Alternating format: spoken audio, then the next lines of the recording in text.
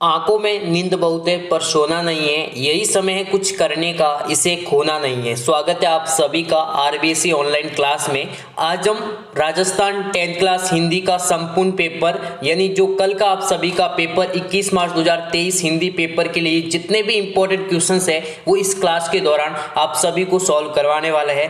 ऐसा पेपर, इस पेपर से आपको हूबहू कल के पेपर में प्रश्न मिलने वाले हैं और इन सभी का सॉल्यूशंस, इन सभी के प्रश्नों का उत्तर इस क्लास में आप सभी को बताने वाला हूं। संपूर्ण पेपर हल है, ब्रह्मास्त्र पेपर है, रामबाण प्रश्न है, तो इसलिए इस क्लास को अभी तक लाइक नहीं किया है तो लाइक कर दीजिए और चैनल पर नए तो चैनल को सब्सक्राइब करके बेल आइकन को प्रेस कर दीजिए। काफी महत्वपूर्ण जो है प्रश्न पत्र रहने वाला है आप सभी के लिए। और अभी तक अपने हमारे टेलीग्राम चैनल को ज्वाइन नहीं किया है तो आपको डिस्क्रिप्शन में जो हमारा टेलीग्राम चैनल के लिंक मिल जाएंगे, उस टेलीग्राम चैनल को जरूर ज्वाइन करें। और आपको हमारी जो वेबसाइट है rjstudymonitor.com, वहां पर हिंदी के इंपॉर्टेंट क्वेश्चंस पेपर की पीडीएफ उपलब्ध है, तो लिंक डिस्क्रिप्शन में मिल जाएंगी। जल्दी से वेबसाइट को विजिट करना है। तो हम अच्छे से यहाँ पर इस क्वेश्चंस पेपर को सॉल्व करेंगे, एक एक प्रश्न को ध्यान से पढ़ेंगे, लिखने का तरीका क्या रखना है, क्योंकि हैंड राइटिंग और जो लिखने का जो तरीका है वो काफी एक मायने रखता है हिंदी में आपके स्कोर को बढ़ाने में। तो सबसे पहले तो आपको एक अपठित गद्यांश दिया जाएगा। तो यहाँ पर आप देख सकते हैं एक अपठित गद्यांश है,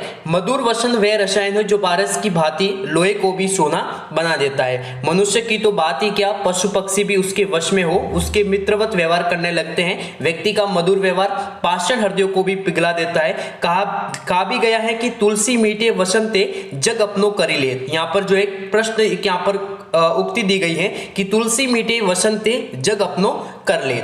निसंदेह मीठे वचन औषधि की भांति श्रोता के मन की व्याथा, उसकी पिंडा और वेदना को हर लेते हैं। तो यहाँ पर जो गद्यांश का आपको जो पद्यांश है वो अभी आपको जो है पता चल गया होगा कि जो वाणी की क्या क्या महत्ता है, यानी मीठी वाणी की क्या क्या महत्ता है, उससे यहाँ पर पूरा का पूरा क्या बताया गया है, एक यहाँ पर गद्यांश तैयार किया गया है। अब यहाँ पर जो क्या क्या महत्वपूर्ण है, यहाँ पर हमारे जो प्रश्न है इनमें यहाँ पर आपको आंसर जो है आपको इसी गद्यांश में मिलेगा, आप आसानी से सॉल्व कर सकते हैं। आपके बिल्कुल यहाँ पर अच्छे से 5 नंबर आ जाएंगे। आपको अच्छे से क्या करना है, इस पद्यांश को गद्यांश को पढ़ के इन सभी प्रश्नों का ध्यानपूर्वक उत्तर देना है। आपको ऑप्शंस मिलेंगे, सिंपल है। मधुर वचनों को किसके समान बताया गया है, तो लोहे व सोने के समान, पाषाण और पानी के समान, पारस और औषधि के समान, या फिर अग्नि और बर्फ के समान। तो यहाँ पर आप देख सकते हैं निसंदेह मीठे वचन औषधि की भांति, और यहाँ पर है यहाँ पर पारस की भांति। तो यहाँ पर आप देख सकते हैं पारस और औषधि के समान, और पारस व औषधि के समान किसको बताया गया है, मधुर वसन को, मीठे शब्दों को, मीठी बोली को बताया गया है। वाणी के वश में प्राणी जगत कैसा व्यवहार करते हैं, उदासीनता का, मित्रता का, शत्रुता का, या फिर अहंकारी का। तो कैसा व्यवहार करते हैं, मित्रता का व्यवहार करते हैं, ये इसका सही आंसर हो जाएगा। काफी इंपॉर्टेंट क्वेश्चन पेपर रहने वाला है, काफी इंपॉर्टेंट ये गद्यांश रहने वाला है। क्लास थोड़ी लंबी रहेंगी, लेकिन इस क्लास में आप सभी को संपूर्ण पेपर, कल का संपूर्ण पेपर जो है हल कराया जा रहा है। ऐसा पेपर जहां से आपको कल के हूबहू जो है यहाँ पर प्रश्न इस कल के पेपर में आपको मिल जाएंगे। नेक्स्ट यहाँ पर आप देख सकते हैं कटुक जो वचन होते हैं, कटुक का अर्थ होता है यहाँ पर चुभने वाले। कटुक जो है कड़वे जो शब्द है, जो वचन है, उसकी तुलना की गई है। तो उसको तीर की गई है, कांटों से की गई है, पुष्प से की गई है, या फिर मोम से की गई है। तो आपको अच्छे से यहाँ पर आप देख सकते हैं इस पूरे के पूरे क्या करना है, यहाँ पर पढ़ना है कि मीठे वचन क्या होते हैं, सभी को प्रिय होते हैं। यहाँ पर आप देख सकते हैं कभी कभी किसी मृदुभाषी के मधुर वचन घोर निराशा में डूबे व्यक्ति की आशा को किरण दिखाते हुए उबार लेते। ठीक है, इस प्रकार से यहाँ पर एक कटुक वचन के बारे में यहाँ पर कहा गया था। तो वो किसके समान लगते हैं, तीर के समान लगते हैं। किसके समान, यहाँ पर इसका सही आंसर क्या हो जाएगा कि तीर के समान जो है यहाँ पर कटु वचन लगते हैं। यहाँ पर देखिए जो नीचे यहाँ पर उक्ति दी गई है, मधुर वचन है औषधि और कटुक वचन है तीर। कटुक वचन तीर के समान और मधुर जो वचन है वो एक औषधि के समान लगते हैं। गद्यांश का जो प्रमुख जो उद्देश्य है वो है रुका व्यवहार करना, कटु वचन बोलना, क्रोधित बने रहना, या फिर मृदुभाषी होना। तो मीठे बोली वाला या मीठी बोली वाला, यदि हमें अगर कहे शुद्ध भाषा में मीठी बोली वाला होना, ये इस जो गद्यांश का क्या है, एक मुख्य उद्देश्य आप कह सकते हैं। इस गद्यांश का आप मूल भाव कह सकते हैं, इस गद्यांश का मूल संवेदना कह सकते हैं। फिर आपको एक दिया जाएगा काव्यांश, काफी महत्वपूर्ण है किस प्रकार से काव्यांश के प्रश्नों को आपको हल करना है। इस क्लास में आप सभी को संपूर्ण बताऊंगा। तो यहाँ पर देख सकते हैं, शाहनई में सुरबाला के गहनों में गूता जाऊं, शाहनई सम्राटों के शव पर हे हरि डाला डाला जाऊ, शाहनई देवों के सिर पर चढ़ू भाग्य पर इटलाऊ, मुझे तोड़ लेना वाली वनमाली, उस पथ पर तुम देना फेंक मुझे, मातृभूमि पर शीश चढ़ाने जिस पथ पर जाए वीर अनेक। यहाँ पर जो है एक पुष्प है वो अपनी वहता जो है यहाँ पर व्यक्त कर रहा है कि मेरी जो अभिलाषा है, एक पुष्प की जो अभिलाषा है वो व्यक्त कर रहा है कि मैं जो है यहाँ पर सुरबाला के गहनों में गूंथा जाऊँ, शाहनई मुझे सम्राटों के शवों पर चढ़ा जाऊँ, हे हरि डाला जाऊँ, शाहनई देवों के सिर पर चढ़ा जाऊँ। यानी मैं न तो भगवान के शरणों में जाना चाहता हूँ, मैं नहीं किसी के सुरबाला के गहनों में गूंथा जाना हूँ, मुझे उस पथ पर, उस रास्ते पर फेंक देना जिस रास्ते से, यहाँ पर आप देख सकते हैं, जिस रास्ते से यहाँ पर आप देख सकते हैं मातृभूमि पर जो शीश चढ़े, यानी जो शहीद जो जवान हैं वो जिस पथ पर जाए वीर अनेक, जहां से यहाँ पर वीर अनेक जो अपनी मातृभूमि के लिए जाते हैं उनको पथ पर जो है यहाँ पर मुझे फेंक देना, ये पुष्प की अभिलाषा है। तो यहाँ पर आप देख सकते हैं उपयुक्त जो गद्यांश जो काव्यांश है उसका जो शीर्षक रहेगा वो क्या रहेगा, पुष्प की अभिलाषा रहेगा। ये इसका सही आंसर हो जाएगा। अभी तक आपने हमारी इस क्लास को लाइक नहीं किया है तो लाइक कर दीजिए, चैनल पर नए चैनल को सब्सक्राइब करके बेल आइकन को प्रेस कर दीजिए। काफी इंपॉर्टेंट क्वेश्चंस पेपर रहने वाला है, क्योंकि विजेता वह नहीं जो जीतता है, विजेता वह नहीं जो जीतता है, विजेता वह है जो कभी हार नहीं मानता है। इसलिए आपको निरंतर प्रयास करते रहना है। अपने जीवन काल में एक बात याद रखना, प्रयास करते रहिए। आपको सफलता मिले ना मिले लेकिन प्रयास आपको कभी नहीं छोड़ना चाहिए, क्योंकि अंतिम प्रयास ही क्या रहता है, सफलता का रास्ता होता है अंतिम प्रयास। एक दिन विजेता आप जरूर बनेंगे। यहाँ पर आप देख सकते हैं पंक्तियों में कवि किसकी इच्छा का वर्णन कर रहे हैं, तो वो पुष्प की जो अभिलाषा है उसके बारे में विवरण कर रहे हैं। पुष्प की अभिलाषा क्या है, तो ये जो है वीरों के रास्तों में बिस जाना चाहते हैं कि मैं जहां से वीर गुजरते हो, मातृभूमि की रक्षा के लिए वीर गुजरते हो, उस रास्तों पे मैं जो है यहाँ पर वीरों के पैरों से मैं कुचला जाना हूँ। शाहनई में शाह का अर्थ क्या है, तो इच्छा है, कामना है, अभिलाषा है या उपयुक्त सभी है, तो उपयुक्त सभी इसका क्या हो जाएगा, सही आंसर हो जाएगा। काफी महत्वपूर्ण प्रश्न है आप सभी के लिए। ये जो काव्यांश है काफी महत्वपूर्ण रहने वाला है, आ सकता है वो कल के पेपर में। तो काव्यांश का जो मुख्य जो संदेश है, इस काव्यांश से आपको क्या संदेश मिल रहा है, इस काव्यांश की क्या मूल भावना है, तो वो रही है, वो राष्ट्र प्रेम से संबंधित है। एक जो पुष्प है वो अपनी राष्ट्र के प्रति कितना प्रेम है वो जगाता है, कितना कॉन्शियस है उसके बारे में यहाँ पर अपनी अभिलाषा को बताता है। उसी प्रकार से यहाँ पर आप देख सकते हैं नेक्स्ट यहाँ पर क्वेश्चन है, भोलानाथ और बेजू को पकड़ने के लिए भूषण तिवारी कहाँ पहुंचे, जॉर्ज पंचम की नाक जो कहानी का उद्देश्य क्या है, तो ये अलग है, इससे ये अलग है। तो यहाँ पर आप इसका जो आंसर आप दे सकते हैं। नेक्स्ट आपको जो है यहाँ पर रिक्त स्थान मिलेंगे, कैसे मिलेंगे, रिक्त स्थान मिलेंगे आपको यहाँ पर इनकी एम्पटी को भरना होगा।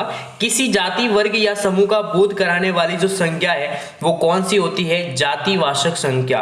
ठीक है, सबसे पहले हम बात करेंगे जो संज्ञा के मुख्यतः जो प्रमुख जो भाग होते हैं, संज्ञा किसे कहते हैं। ठीक है, और संज्ञा के कितने भेद है, तो 3 भेद है मुख्य रूप से, जातिवाचक है, व्यक्तिवाचक है और एक है भाववाचक। इन तीनों के तीनों जो यहाँ पर इनके उदाहरण भी आपको अच्छे से कंटेस्ट होने चाहिए। काफी महत्वपूर्ण प्रश्न है, संज्ञा से संबंधित प्रश्न भी पूछा जा सकता है। पुरुषवाचक सर्वनाम के कितने भेद हैं, तो सर्वनाम के कितने भेद है, 6 भेद है।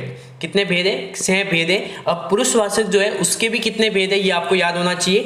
नेक्स्ट यहाँ पर आप देख सकते हैं कर्म के आधार पर, कर्म के आधार पर जो क्रिया है वो कितने प्रकार की है, तो कर्म के आधार पर 2 प्रकार की है। नेक्स्ट जो प्रीवियस जो क्लास हुई थी हमारी उसमें भी हमने क्रिया से संबंधित जो है काफी हमने डिस्कशन किया था, काफी जो इंपॉर्टेंट जो क्वेश्चंस है उनको सॉल्व कराया था। एक बार मैं जो है इस क्वेश्चंस के आंसर को रिपीट करूंगा। देखो सबसे पहले तो हम जो है यहाँ पर क्रिया के बारे में यहाँ पर मैं आप सभी को सबसे पहले यहाँ पर डिस्कशन कर लेता हूँ। तो क्रिया का जो अर्थ होता है वो किसी कार्य के करने से है या फिर किसी कार्य का होना। तो यहाँ पर क्रिया के जो मुख्य यहाँ पर आप देख सकते हैं जो कर्म के आधार पर, ठीक है, किसके आधार पर, कर्म के जो आधार पर जो क्रिया के जो भाग थे वो जो भेद थे वो कितने थे, 2 थे। तो यहाँ पर क्रिया के आधार पर 2 भेद थे, एक तो थी सकर्मक क्रिया, ठीक है, कौन सी क्रिया, सकर्मक क्रिया, और एक थी अकर्मक क्रिया। ठीक है, अब इन दोनों में यहाँ पर क्या क्या अंतर है, तो देखो सकर्मक क्रिया जो है जिसके साथ कर्म जुड़ा हुआ होता है वो कौन सी क्रिया होती है, सकर्मक क्रिया होती है, और जिसके साथ कर्म जुड़ा हुआ नहीं होता है वो कौन सी क्रिया होती है, अकर्मक क्रिया होती है। तो यहाँ पर क्रिया से संबंधित ये जो 2 क्वेश्चन है वो यहाँ पर पूछे जा सकते हैं। क्रिया किसे कहते हैं, क्रिया की जो भेद है वो यहाँ पर सकर्मक और अकर्मक, सकर्मक क्रिया किसे कहते हैं, अकर्मक क्रिया किसे कहते हैं, उदाहरण सहित बता सकते हैं। यहाँ पर हम आगे उदाहरण भी जो है यहाँ पर डिस्कस करेंगे। शब्द के आरंभ में जुड़कर अर्थ में परिवर्तन करने वाले जो शब्द शब्द है वो क्या कहलाते हैं। तो यहाँ पर सबसे पहले आप समझ गए होंगे उपसर्ग और प्रत्यय से संबंधित भी आपको जो यहाँ पर प्रश्न पूछे जाएंगे, उदाहरण भी पूछे जाएंगे। इस प्रकार आपको यहाँ पर अच्छे से कंट्रास्ट कर लेना है। नेक्स्ट यहाँ पर आप देख सकते हैं निम्नलिखित में से कुछ अति लघुत्रात्मक प्रश्न दिए गए हैं जिसमें यहाँ पर ग्रामर से जुड़े हुए प्रश्न आपके होंगे। तो संधि का जो शाब्दिक जो अर्थ है वो क्या है और यण संधि के सभी नियमों को उदाहरण सहित बताइए। जितनी भी संधियां हैं उनकी जो परिभाषा है उदाहरण सहित आपको पता होना चाहिए कि संधि किसे कहते हैं, संधि के कितने भेद है और यण जो संधि है, गुण जो संधि है, ये जो मुख्यतः जो संधि है इनके बारे में विशेष आपको परिभाषा भी ध्यान होनी चाहिए। एक एक उदाहरण सहित कर्मधारय समास बहुव्रीहि समास में अंतर स्पष्ट करें। तो ये भी आपको अच्छे से कंटेस्ट होना चाहिए कि यहाँ पर बहुव्रीहि समास क्या है, कर्मधारय जो समास है वो क्या है। जैसे यहाँ पर आप देख सकते हैं बहुव्रीहि समास है तो उसका मैं आप सभी को बता देता हूं। तो बहुव्रीहि समास जैसे उसका एक उदाहरण दे तो यहाँ पर गजानन, ठीक है, गज प्लस आनंद यानी जिन्होंने गज के समान आनंद धारण किया हो, मुंह धारण किया हो, तो वो कौन सा हो जाएगा। यहाँ पर समास से संबंधित भी आपको प्रश्न पूछा जाएगा कि समास किसे कहते हैं। सबसे पहला प्रश्न यही आएगा कि समास किसे कहते हैं और समास के कितने प्रकार है। समास के एक एक समास को आपको परिभाषा अच्छी होनी चाहिए। तत्पुरुष समास किसे कहते हैं, द्वंद्व समास किसे कहते हैं, द्विगु समास किसे कहते हैं, अव्ययभाव समास जो है उसे किसे कहते हैं, ठीक है। ये जितने भी जो यहाँ पर समास है उनकी यहाँ पर एक एक उदाहरण, प्रत्येक समास का एक एक उदाहरण और प्रत्येक समास की जो परिभाषा आपको कंटेस्ट होनी चाहिए। यहाँ पर आप देख सकते हैं शिरोरी करना जो मुहावरे का अर्थ है वो क्या है। तो इसको आपको यहाँ पर इसका आंसर मुझे कमेंट करके अभी बताइए कि शिरोरी करना जो यहाँ पर क्या है, मुहावरे का अर्थ आपको बताना होगा। खग जाने खग ही की भाषा, लोकोक्ति का जो अर्थ है वो आपको बताना है कि खग जाने खग की ही भाषा, ठीक है। यानी यहाँ पर आप इससे क्या मतलब है, यानी जो कार्य कोई करता है, मतलब जिस कार्य में जो माहिर होता है उसी कार्य की वो यहाँ पर कर सकता है, ठीक है। तो खग जाने खग की भाषा। चचमे वाले को लोग कैप्टन क्यों कहते थे। मन्नू भंडारी और उनके पिता के बीच जो टकराहट है वो क्या कारण था। शहनाई कैसा वाद्य है और इसका प्रयोग कब होता है। उद्धव की तो तुलना है वो किसने की गई है, किनसे की गई है। जो उद्धव है यहाँ पर गोपियों के पास से कृष्ण का संदेश लेकर उद्धव पहुंचता है, तो जो यहाँ पर गोपियों ने उसकी जो तुलना है वो किससे करते हैं कि ये उद्धव है उनके समान है। अय में खंड न उकमे का अर्थ जो है वो स्पष्ट करना है। कवि निराला ने उत्साह जो कविता में बादलों की जो तुलना है वो किससे की थी, ठीक है। माता का आंचल पाठ के आधार पर बाल सुलभ जो मनोवर्तियां है वो आपको कुछ प्रसंग बताने हैं, ठीक है। तो यहाँ पर इन सभी प्रश्नों में जितने भी पाठ्य पुस्तक के प्रश्न है तो यहाँ पर तभी आप कर पाएंगे जब आपको पाठ्य जो है, जो पाठ है उसकी मूल संवेदना, मूल जो भावना है वो अच्छे से आपको समझ में आएंगी। तो इसलिए प्रत्येक पाठ की जो मूल भाव को, मूल संवेदना जो है उसको आपको कंटेस्ट याद जरूर करना होगा, ठीक है। देख सकते हैं यहाँ पर मूर्ति के पास से गुजरते हुए अंत में हालदार जो साहब है वो क्यों भावुक हो उठे, ठीक है। गर्मियों की उमस भरी शाम को बाल गोविंद भगत शीतल और मनमोहक बना देते थे। तो कैसे वो बना देते थे, बहुत ही इंपॉर्टेंट क्वेश्चन है, ज्यादा यहाँ पर कोई हार्ड क्वेश्चंस नहीं है।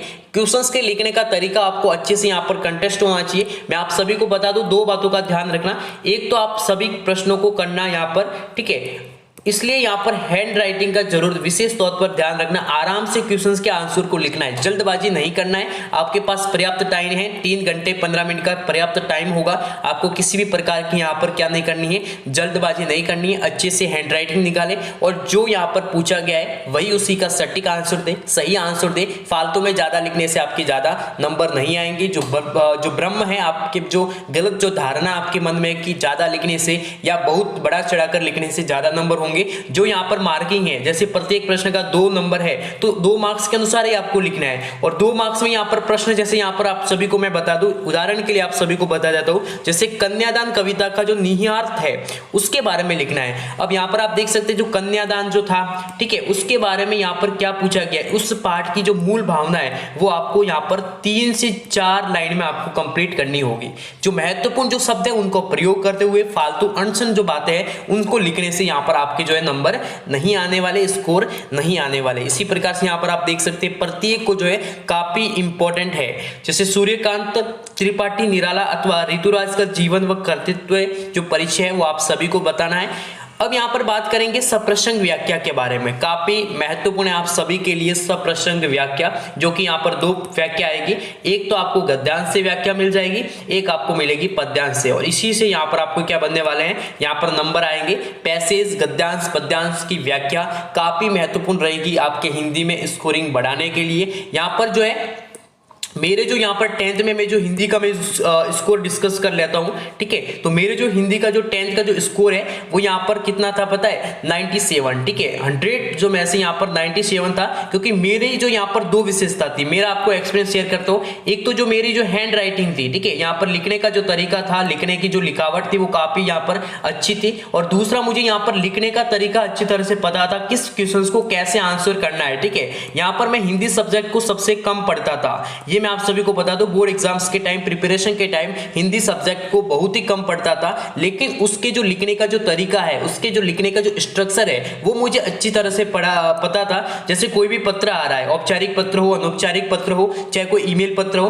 तो उस पत्र को जो है यहाँ पर मैं अच्छे से उसके स्ट्रक्चर्स को याद कर लेता था। कहां पर एड्रेस लिखा जाता है, कहां पर यहाँ पर महोदय वगैरह लिखा जाता है, सब कुछ जो है उसका स्ट्रक्चर में पढ़ लेता था, और वो एक बार हम याद कर लेते थे। फिर जो है यहाँ पर कभी भी किसी भी टॉपिक पर, किसी भी टाइटल पर चाहे पत्र आ जाए, उसको भूल नहीं पाते थे, उसको अच्छे से हम बनाकर आप लिख सकते थे। उसी प्रकार से व्याख्या का था। जैसे आप देखो, व्याख्या में कोई भी आपको मिल सकता है, कोई भी आपको यहाँ पर पद्यांश या गद्यांश मिल सकता है। सभी गद्यांश और पद्यांश को याद करना हमारे लिए संभव नहीं है, या सभी पद्यांश और गद्यांश की सप्रसंग जो व्याख्या है वो याद करना हमारे लिए नहीं है। लेकिन उसके लिए हम क्या करते थे, अच्छे से हम संदर्भ का जो स्ट्रक्चर है कि कौन सा, जैसे यहाँ पर कोई लाइन आई है और उसी के हिसाब से हम क्या कर लेते थे, संदर्भ को तैयार कर लेते थे।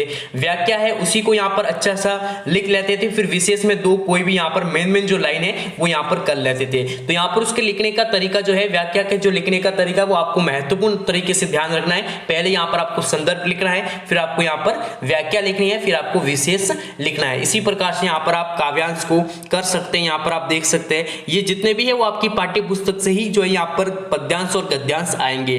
तुम तो कालू होक जनु लावा, बार बार मोहि लागी बोलावा, सुनत लखन के बचत कटोरा, परसु सुधारी धरेऊ कर धोरा। इस प्रकार से आपको बहुत सारे काव्यांश मिल सकते हैं। उनकी अच्छी से सप्रसंग व्याख्या करनी है, आराम से हैंड राइटिंग अच्छी सुंदरता से निकालते हुए जो आपको करना है। बाकी जो बड़े बड़े जो क्वेश्चन है उनको हल करने का क्या तरीका रहेगा ये भी मैं आप सभी को बता दूं। तो सबसे पहले तो यहाँ पर आप देख सकते हैं, इसको यहाँ पर मैं कुछ यहाँ पर डिफाइन करूंगा।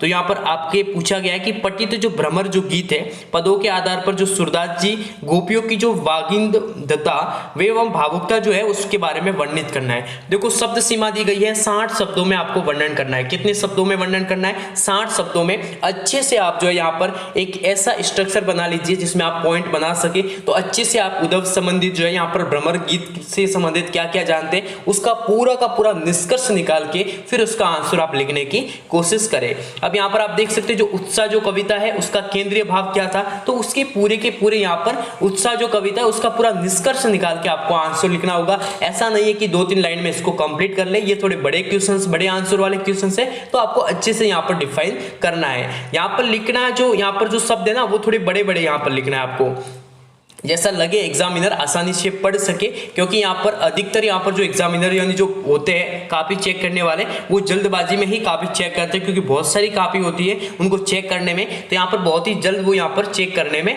माहिर होते हैं। नेक्स्ट यहाँ पर निबंध आपको आएगा, तो निबंध तो यहाँ पर आप सभी को पता ही है, जो पॉइंट्स दिए गए उन्हीं को यूज करना है। इसके अतिरिक्त आपको अपनी ओर से पॉइंट ऐड करने की कोई आवश्यकता नहीं है। जैसे यहाँ पर आप देख सकते हैं, जैसे मान लो ये जो है आपकी बार आ सकता है, काफी इंपॉर्टेंट है, ठीक है। इसके बारे में प्रस्तावना लिख सकते हैं, इसके क्या क्या लक्षण है, इसके तरीके जो है महामारी का जो सामाजिक जो प्रभाव है उसके महामारी पर जो है काफी इंपॉर्टेंट आ सकता है। बाकी ये भी आ सकता है विद्यार्थी जीवन के इंटरनेट की भूमिका, या फिर ऑनलाइन शिक्षा के बारे में पूछा जा सकता है। आपकी बार जो है काफी एक ट्रेंड वाला टॉपिक है ऑनलाइन शिक्षा, इसके बारे में भी आप जो है लाइन्स याद कर लेना। ऑनलाइन शिक्षा के बारे में जो निबंध है वो। अब यहाँ पर आपको ध्यान ये रखना है, जैसे यहाँ पर विद्यार्थी के जीवन में इंटरनेट की भूमिका, तो सबसे पहले तो आपको प्रस्तावना तैयार करना है। प्रस्तावना में नवीनतम जो प्रौद्योगिकी है, किस प्रकार से इंटरनेट से जुड़े हुए विद्यार्थी है, इनके बारे में जो यहाँ पर थोड़ा प्रस्तावना आपको लिखना है। उसके बाद इसकी क्या क्या प्रणाली है, इंटरनेट की क्या प्रणाली है, इंटरनेट का क्या प्रचार है, इंटरनेट की क्या लाभानी है, आधुनिक विद्यार्थी जीवन में इसकी क्या क्या उपयोगिता है, और 4 इसके क्या क्या है ये आप जो यहाँ पर लिख सकते थे। अच्छे से निबंध को डिफाइन करके आप अच्छे से लिख सकते हैं, आपके पूरे में से पूरे नंबर मिलेंगे। फिर आपके यहाँ पर पत्र लिखने का पूछा जाएगा, यहाँ पर प्रार्थना पत्र कि स्वयं को अपने विद्यालय की हॉकी टीम का कप्तान मानते हुए विद्यालय में खेल सुविधा बढ़ाने के लिए निवेदन करना है प्रिंसिपल से, उसको प्रार्थना पत्र, उनको प्रार्थना पत्र लिखना है। पढ़ाई हेतु छात्रावास में रह रहे अपने छोटे भाई को पत्र लिखकर कोरोना वायरस संक्रमण से बचाव हेतु विभिन्न उपायों की क्या करनी है, आपको जानकारी भी देनी है। इसी प्रकार से यहाँ पर आप देख सकते हैं विद्यालय के वार्षिकोत्सव के अवसर पर विद्यार्थियों द्वारा निर्मित हस्तकला की वस्तु की प्रदर्शनी में प्रचार हेतु लगभग 50 शब्द में आपको एक क्या लिखना है, ये आपको विज्ञापन लिखना है। क्या लिखना है? एक विज्ञापन तैयार करना है आपके सामने। तो इस प्रकार से आपको यहाँ पर अथवा में प्रश्न मिलेंगे, तो अच्छे से इनको यहाँ पर डिफाइन करना है, अच्छे से आपको लिखना है। तो ये था हिंदी का संपूर्ण पेपर 21 मार्च कल के पेपर के लिए काफी महत्वपूर्ण प्रश्न रहने वाला है। और भी यहाँ पर 3-4 हिंदी से संबंधित क्लासें आएंगी, उनको अटेंड कर लीजिएगा। और पिछली 2-3 क्लासें नहीं देखी है तो उनको भी अटेंड कर दीजिएगा, क्योंकि हिंदी के लिए इतना पर्याप्त है। ये जो मैंने क्लास दी इन्हीं में से आपके प्रश्न आने वाले। इन सभी क्लास को, जितनी भी रेगुलर क्लासेस है, क्योंकि इंग्लिश के लिए मैंने आप सभी को बोला था कि संपूर्ण क्लास को देख लीजिएगा, और जिन्होंने मेरी संपूर्ण क्लास ऐड यहाँ पर देखी थी उनके यहाँ पर अच्छे मार्क्स मिले, हुबहू प्रश्न भी मिले। इसलिए हिंदी के बारे में मैं बोल रहा हूँ, अच्छे से सभी क्लासों को देख लेना रेगुलर, ठीक है। अच्छे से सभी क्लासों को अटेंड कर लेना, ताकि आपके जो है वो जो प्रश्न मिले आप आसानी से कर सके, स्ट्रक्चर समझ सके, और जो पढ़ाई जो लिखने का जो तरीका है, आंसर लिखने का तरीका, वो बेस्ट से बेस्ट आप कर सके, आपके स्कोर भी बेस्ट हो। बाकी इस क्लास को लाइक कर दीजिए, चैनल पर नहीं चैनल को सब्सक्राइब करके बेल आइकन को प्रेस कर दीजिए, हमारे टेलीग्राम चैनल के साथ जुड़ जाइए, लिंक आपको डिस्क्रिप्शन में मिल जाएंगी। Thanks all of you. Wait करें नेक्स्ट लाइव